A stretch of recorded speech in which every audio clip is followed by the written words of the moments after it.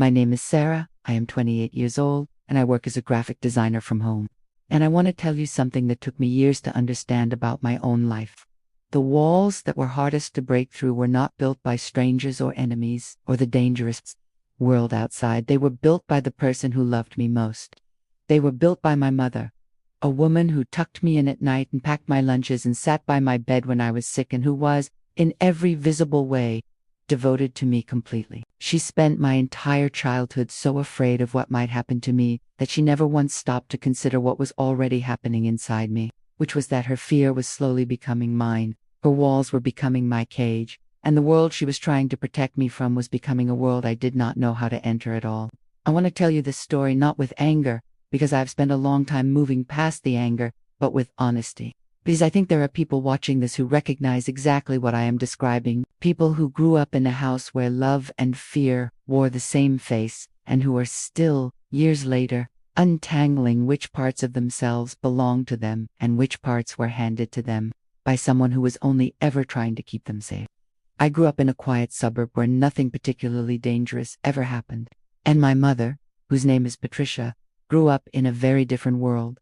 A world where a mother's vigilance was not anxiety but genuine necessity. I want to say that clearly before I say anything else, because understanding where fear comes from does not excuse the damage it does, but it does help you stop taking the damage personally. And stopping taking it personally was one of the most important things I ever did for myself. The rules of my childhood were not cruel on their surface. They were simply the rules of a woman who was afraid, who had decided that the best way to keep her daughter safe was to keep her close and anticipate every possible danger before it could arrive. Do not go to that friend's house because you do not know her parents well enough. Do not walk home from school because something could happen. Do not join that club because it meets in the evenings. Do not wear that because people will look at you.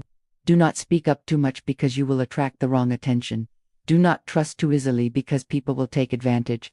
Do not go, do not try, do not reach. And underneath every single one of those rules was the same message, repeated so consistently that I stopped hearing it as a rule and started hearing it as the truth. The world is dangerous and you are not equipped to handle it. That message, delivered daily for 18 years, does something to a person that no amount of love can fully undo on its own. What I did not understand as a child was that my mother was not only teaching me about the world, she was teaching me about herself, about her own unprocessed fear, about the shape of the danger she had experienced and never fully recovered from. She was not lying to me when she said the world was dangerous. She was telling me the truth of her own experience, and she had no way of knowing that her truth was not my truth, and that handing it to me as though it were universal was slowly taking something from me that I would spend years trying to recover. I was not a child who rebelled against it. I was the teenager who sat in her room and read books and told herself that this was simply who she was, naturally quiet, naturally introverted, naturally more comfortable alone than with people. It was years before I understood that the difference between choosing to be alone and being afraid to be with people is not visible from the inside. When you have been taught from birth that the world outside, your comfort zone, is a place where bad things happen to careful people. I had been taught that so completely that I could not see the bars of the cage I was in because they had been built so gradually and with so much love that they looked like the natural shape of my life. There is a specific kind of loneliness that comes from growing up the way I did, and I want to try to describe it accurately. It is not the loneliness of having no one around you. It is the loneliness of being surrounded by people and still feeling unreachable. I remember being 14 years old and watching my cousin leave for a weekend trip with her friends, laughing as she threw her bag in the car without a second thought, and feeling something that I told myself was worry for her safety but was actually something much closer to longing. A longing for the ability to move through the world the way she moved through it, lightly and without rehearsal. My mother watched her leave from the window and said, "I hope her parents know what they are doing." And I nodded and said nothing. And I did not tell her that what I had been feeling for the past 10 minutes was not concern for my cousin, but something that looked more like envy for a freedom I had never been offered and would not have known how to hold if I had. I did not understand then that the freedom my cousin had was not the absence of love. It was the presence of a different kind of love. A love that trusted the world enough to let her move through it. A love that had decided she was equipped rather than one that had decided she was not. That distinction between being raised to be equipped and being raised to be afraid is one that I would not fully understand until I was sitting in a therapist's office at 23. and it is one that I think about often when I consider what I want to give to the people I love. Still feeling as though the version of you that other people see is a smaller and more careful version than the one that exists somewhere inside you, waiting for permission to come out that never quite arrives. I watched other girls my age move through the world with an ease that felt foreign to me, watched them say yes to things without consulting an internal list of possible dangers. And I told myself that they were simply less careful than I was, that my caution was a form of intelligence rather than a form of fear, and that telling myself that story was easier than admitting that I did not know how to be as free as they appeared to be. What I remember most clearly about high school is not the classes or the friendships, it is the constant negotiation that happened before every single invitation, every opportunity, every new person I wanted to spend time with. Every invitation required a conversation with my mother that exhausted me before I even got to the event itself. Every opportunity came with a list of reasons it might not be safe. Every new person was a potential risk that needed to be assessed.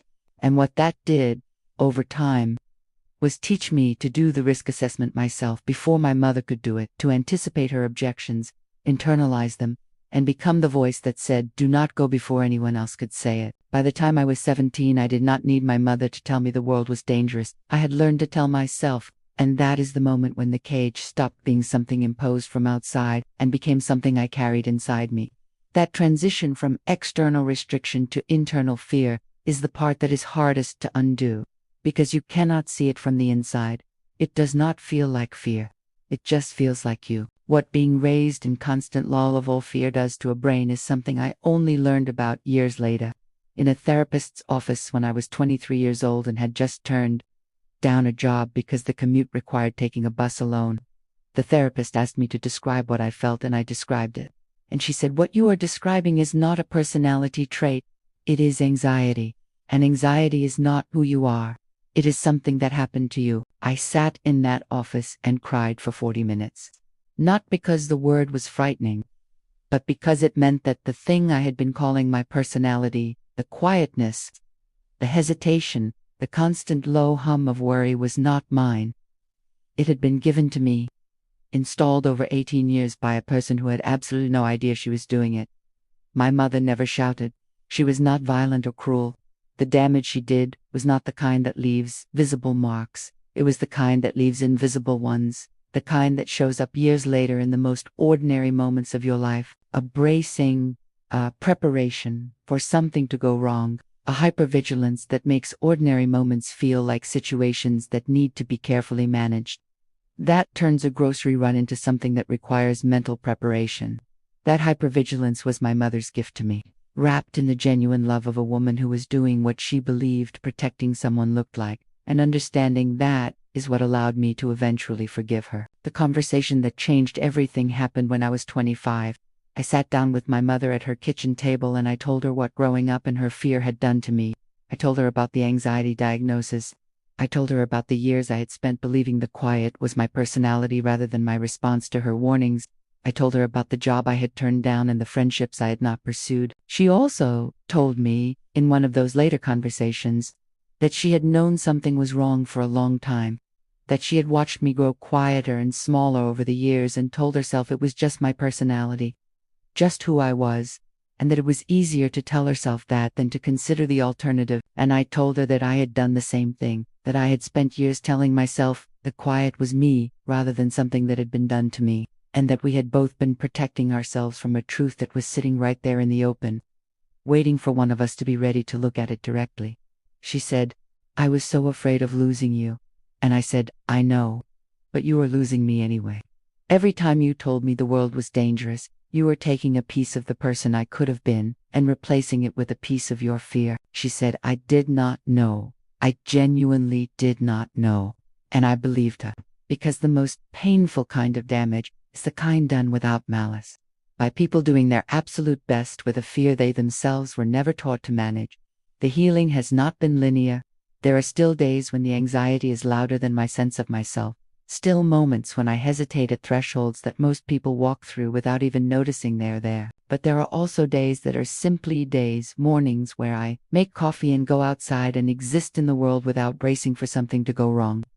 And those mornings feel like something I built myself, not something I was given.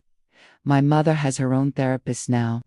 She has learned things about her own fear that have made her a genuinely different person in her 60s than she was in her 30s. And I think that is worth saying, that people can change genuinely and in ways that matter. If you are watching this and you recognize something in what I have described, the hypervigilance, the hesitation, the quiet that might not be who you are but simply what you learned to be, I want to say something to you directly. The fear that lives in you is not your fault. It is not your identity. It is something that was given to you by someone who was themselves afraid, and you did not choose to receive it, and you are not obligated to keep it forever. The work of separating what is yours from what was handed to you is slow and hard and requires help, but it is possible, and the life on the other side of it, where you walk through ordinary moments without racing, is worth every difficult step it takes to get there. Subscribe to She Said Enough, because there are more stories like this one. And if this story stayed with you, leave me a comment and tell me one thing you were told as a child about the world that you are still trying to unlearn, because I read every single one and I want to know